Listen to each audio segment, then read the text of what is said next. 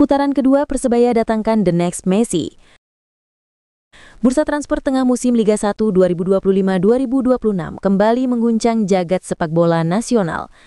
Sorotan tajam mengarah ke Surabaya setelah klub legendaris Persebaya secara mengejutkan mengumumkan rekrutan terbarunya. Klub Bajul Ijo berhasil mendatangkan seorang penyerang muda berbakat asal Argentina.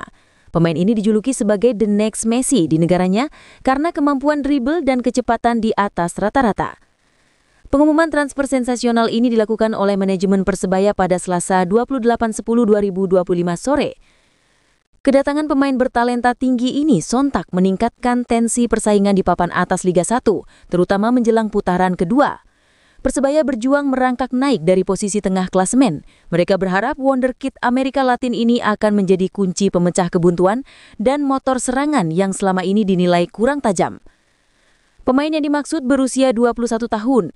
Ia didatangkan dari klub divisi utama di Liga Argentina. Detail kontrak dirahasiakan, namun desas-desus menyebutkan Persebaya harus merogoh kocek dalam, mengalahkan beberapa klub Asia lain yang juga tertarik padanya. Sang pemain dijadwalkan tiba di Indonesia pada akhir pekan ini. Ia akan langsung mengikuti sesi latihan perdana di kompleks latihan tim di Surabaya. Kehadiran The Next Messi ini diprediksi tidak hanya mendongkrak performa tim, tetapi juga menarik animo penonton di Stadion Gelora Bung Tomo.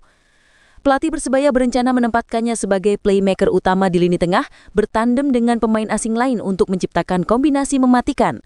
Debutnya sangat dinantikan, kemungkinan besar ia akan bermain di laga kandang melawan tim papan atas pada awal November 2025. Ini adalah langkah berani Persebaya untuk kembali ke jalur juara. Mereka menyadari persaingan di putaran kedua akan semakin ketat, terutama dengan dominasi Borneo FC dan tekanan dari tim-tim besar lain seperti Persib dan Persija. Transfer ini adalah sinyal kuat, Persebaya tidak ingin hanya menjadi pelengkap, melainkan penantang serius gelar. Investasi ini diharapkan membawa pulang trofi Liga 1. Manajer tim menjelaskan bahwa proses negosiasi berjalan cepat setelah mendapatkan lampu hijau dari pihak investor utama klub. Alasan Eduardo Perez raih hasil imbang. Berikut ini alasan Eduardo Perez usai Persebaya Surabaya tak bisa kalahkan PSBS Biak di Super League.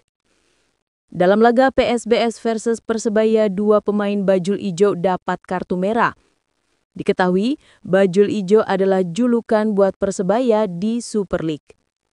Melawan PSBS, pemain Persebaya yang dapat kartu merah yakni Leo Lelis menit per-31 dan Mikel Tata menit ke-45. Sosok Leo Lelis berposisi bek tengah, sedangkan Mikel Tata adalah seorang bek sayap di Persebaya. Eduardo Perez sendiri adalah pelatih Persebaya di Super League. Terbaru, Eduardo Perez beralasan sulit buat Persebaya melawan PSBS dengan kondisi dua pemainnya dapat kartu merah dari wasit. Makanya Eduardo Perez bersyukur Persebaya mampu curi 1 poin dari markas PSBS. Laga PSBS versus Persebaya di Super League digelar pada Jumat 24 Oktober 2025. Melepas 4 tendangan, 3 diantaranya mengarah ke gawang lawan. Sementara PSBS Biak melepaskan 28 tendangan, 10 diantaranya mengarah ke gawang Persebaya. Paling mencolok, PSBS Biak menciptakan 15 kreasi peluang. Sementara Persebaya hanya menciptakan 3 kreasi peluang. Sulit, kami bermain 60 menit dengan 9 pemain. Saya sangat bangga dengan para pemain saya. Bagaimana kami bermain 60 menit dengan 2 pemain lebih sedikit dan memberikan segalanya, kata Eduardo Perez setelah pertandingan.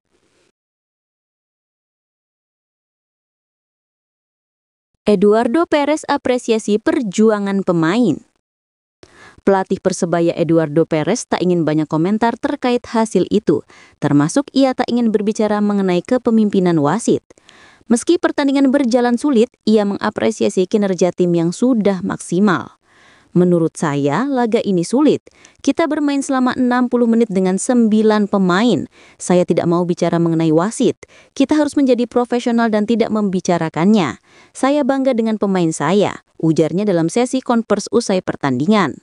Sementara dari sisi pemain, Francisco Rivera pun mengakui lawan PSBS Biak juga jadi pertandingan yang berat. Tapi pemain menunjukkan semangat tinggi meski bermain dengan 9 pemain, termasuk juga penampilan Hernando yang melakukan penyelamatan baik. Bermain sepak bola kita tahu bagaimana sulitnya bermain dengan 9 pemain. Saya sangat bangga dengan teman-temanku. Untuk Hernando juga telah bekerja keras. Saya tahu ini 1 poin tapi bisa dilihat pertandingan yang sulit. Jadi saya ingin mengucapkan terima kasih untuk teman-temanku. Hasil ini membuat Persebaya membawa pulang 1 poin dan ada di peringkat ke-9 klasemen dengan raihan 11 poin. Sementara PSBS berada di posisi ke-16 klasemen dengan 6 poin. Drama 10 kartu merah, PSBS Biak versus Persebaya. Laga penuh drama tersaji dalam pertandingan pekan ke-10 Super League antara PSBS Biak dan Persebaya Surabaya yang berlangsung di Stadion Maguwo Harjo Sleman pada Jumat sore, 24 Oktober 2025. Meski berakhir dengan skor imbang 0-0, pertandingan ini tidak lepas dari insiden-insiden kontroversial dengan total 3 kartu merah yang dikeluarkan oleh wasit dan sejumlah ketegangan yang mewarnai jalannya pertandingan. PSBS Biak yang tampil dengan agresif sejak menit pertama langsung memberikan tekanan kepada Persebaya lewat aksi-aksi individu dari Yano Putra dan Mohsin Hasan. Peluang emas pertama datang pada menit ke-26 melalui Ruyeri Blanco, namun tendangannya masih melebar tipis di sisi gawang tim tamu. Namun jalannya laga berubah drastis pada menit ke-32 ketika bek Persebaya, Leo Lelis, diusir dari lapangan setelah menerima kartu merah langsung dari wasit. Keputusan tersebut diambil setelah Lelis dianggap melakukan pelanggaran keras terhadap pemain PSBS Biak. Pelatih Persebaya, Eduardo Perez, merespons dengan melakukan pergantian, memasukkan Mikael Tata untuk menggantikan Tony Firmansyah. Namun keputusan tersebut malah berujung bencana. Tata, yang merupakan pemain timnas U23, hanya bertahan di lapangan selama 6 menit sebelum menerima 2 kartu kuning berturut-turut pada menit ke-39 dan 45. Dengan 2 pemain yang di kartu merah, Persebaya pun harus bermain dengan 9 pemain sejak akhir babak pertama. Meski PSBS Biak unggul jumlah pemain, Persebaya menunjukkan ketangguhan mereka, terutama melalui penampilan gemilang dari kiper Hernando Ari. Ia berhasil menggagalkan sejumlah peluang berbahaya dari Arjuna Agung, Hasan Nader, dan Kevin Lopez, menjaga gawangnya tetap perawan hingga peluit akhir pertandingan. Hasil imbang ini tidak mengubah posisi PSBS Biak yang masih terpuruk di peringkat ke-16 dengan raihan 6 poin. Sementara itu, Persebaya Surabaya, meskipun bermain dengan 9 pemain, berhasil meraih 1 poin dan tetap berada di peringkat ke-9 dengan koleksi 11 poin. Hasil ini juga menghentikan tren buruk Persebaya setelah kekalahan 3-1 dari Persija Jakarta pada pertandingan sebelumnya. Persebaya pengoleksi kartu merah terbanyak. Persebaya Surabaya kembali mencuri perhatian di Super League 2025-2026. Bukan karena pesta gol atau kemenangan besar, tetapi karena koleksi kartu merah yang kini menjadi sorotan publik sepak bola nasional.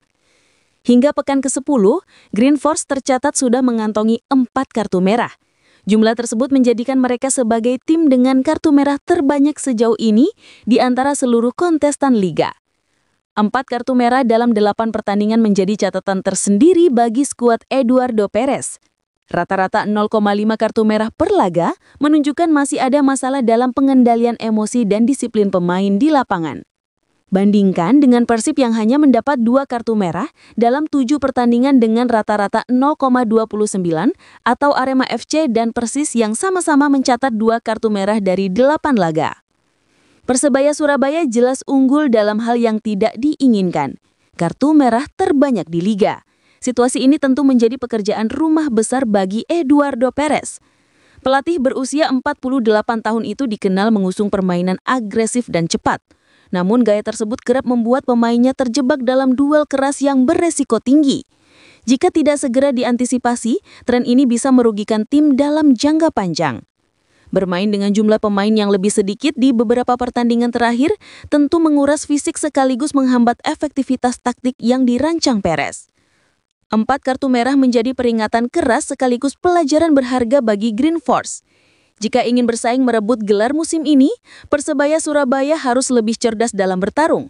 Bukan hanya berani menghadapi lawan, tetapi juga mampu menaklukkan diri sendiri.